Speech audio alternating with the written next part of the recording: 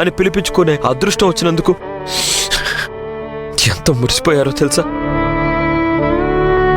ఇక అత్తయ్య నిఖిలాకిలైతే వాళ్ళ ఆనందానికి హద్దులేలేవు. వాళ్ళ అక్క కడుపు పండిందని వాళ్ళ కాళ్ళసలు నేల మీద నిలవట్లేదురా. మొత్తానికి కూతురు కాపురం కుదురు పడిందని అత్తయ్య సంతోషపడేలోపే ఇలా జరిగిపోయింది. ఇప్పుడు ఈ విషయం వీళ్ళందరికీ ఎలా చెప్పమంటావురా? చెప్పు. ఇదంతా నా వల్ల కాదురా, నా వల్ల కాదురా వినోద్.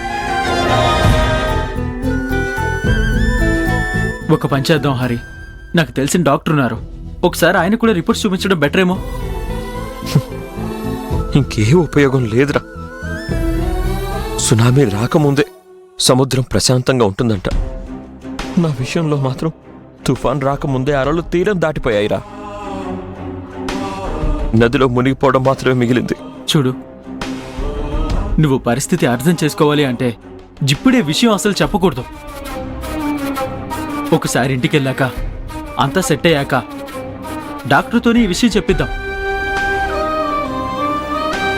అప్పుడు ఎవరికి సంజాయిషి ఇవ్వాల్సిన అవసరమే లేదురా. లక్ష్మి, కంగ్రాచులేషన్స్ లక్ష్మి, అఫీషియల్ గా నన్ను అత్తయ్యని చేసేసావు.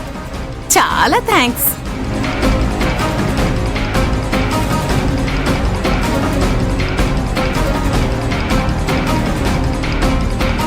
ఎలా ఉన్నావు లక్ష్మి? టైంకి తింటున్నావా లేదా? అసలే ఒట్టి మనిషివి కూడా కాదు కదా.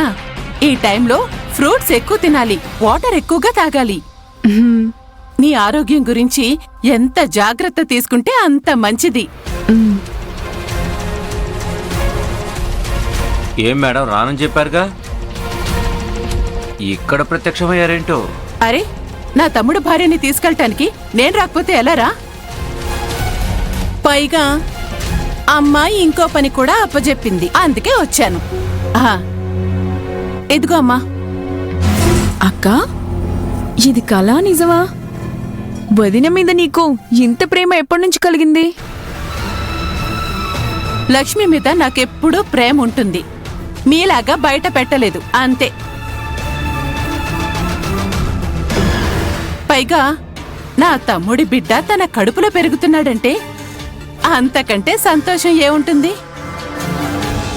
త్రిపుర, నీ వాలకం చూస్తుంటే ఏదో స్కెచ్ చేసుకొని వచ్చినట్టున్నావే.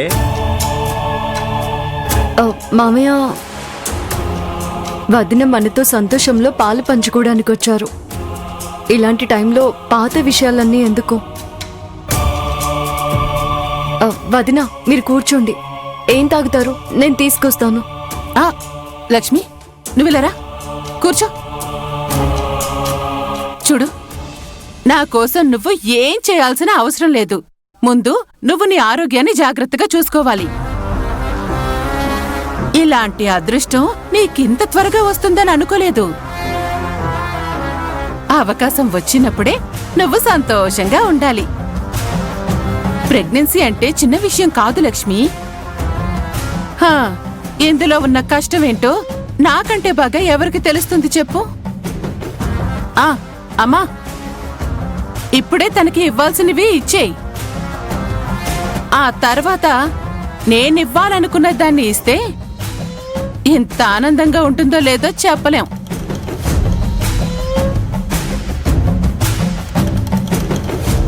అఖిల, దీని ఓవర్ యాక్షన్ చూస్తుంటే ఏదో ప్లాన్తో వచ్చినట్టుంది కదూ? నాకు అలాగే అనిపిస్తుంది. ఏం చేయాలనుకుంటుందా ఏంటో. త్వరగా ఇవ్వమ్మా. ఒక నిమిషం.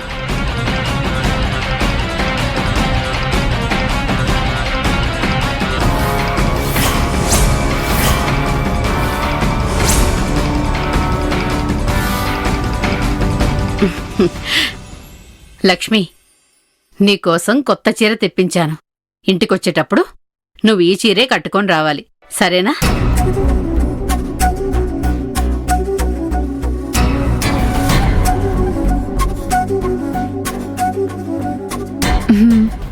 నీకు వేరే చీరలున్నా ఈ కొత్త చీర ముందు పోటీకి రావు కదా, అందుకే తెప్పించాను.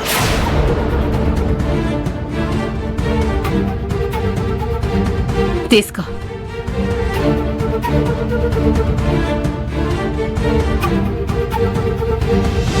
ఎంత ఆనందపడతావో పడు.